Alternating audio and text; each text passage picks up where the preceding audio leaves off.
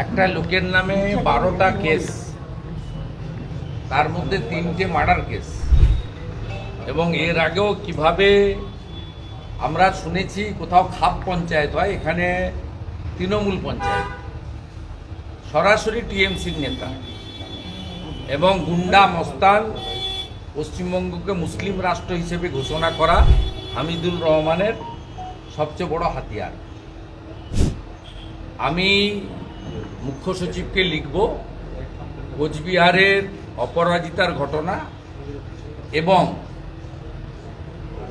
চোপড়ার মেহরুন্নেসার ঘটনা, এই দুটো ঘটনাই সিবিআইকে ট্রান্সফার করার জন্য বাংলার মহিলা মুখ্যমন্ত্রী যেন রেকমেন্ড করেন।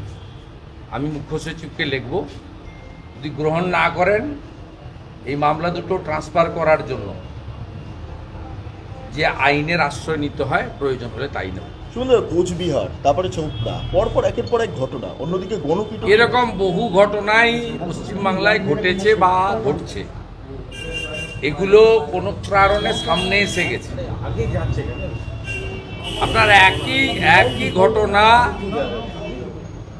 আপনার কলকাতার খুব কাছেই ক্যানিং থেকে শুরু করে, ভাঙড় থেকে শুরু করে অনেক এলাকাতেই ঘটছে এবং তৃণমূল থাকলে ভবিষ্যতেও ঘটবে। আজকে দেখা গেল যে বিজেপি বিধায়ক, মহিলা বিধায়করা তারা বিক্ষোভ দেখাচ্ছিলেন এবং স্পিকার বলছেন কোনো পারমিশন নেই, তাও বিক্ষোভ দেখাচ্ছে। পারমিশন লাগবে না। স্পিকার মহোদয়ের উল্টো দিকে দুজন রাজ্যপালের বিরুদ্ধে ধর্ণা অ্যালাউ করতে পারেন। বিধানসভাটা কি রাজভবন নেই? যদি তৃণমূলের ওই দুই বিধায়কের দম থাকে, রাজভবনের গেটে গিয়ে ধর্ণা দিচ্ছেন না কেন? বিক্ষোভটা তো রাজ্যপালের বিরুদ্ধে, তাহলে বিধানসভায় কি?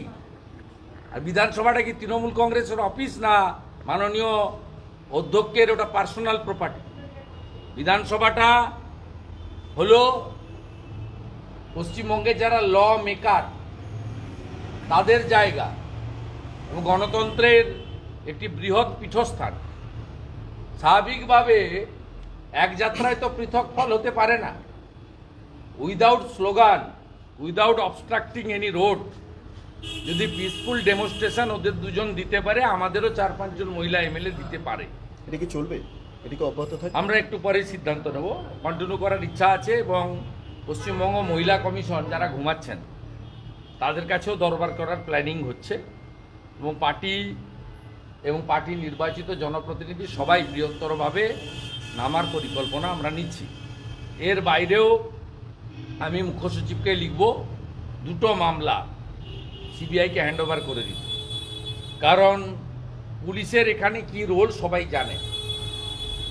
তাই তার পরবর্তী ধাপে এই তাজামুলের মতো মানে বর্বর চিহ্নিত গুন্ডা হামিদুর রহমানের মানে সেকেন্ড হ্যান্ড যাকে বলা যেতে পারে,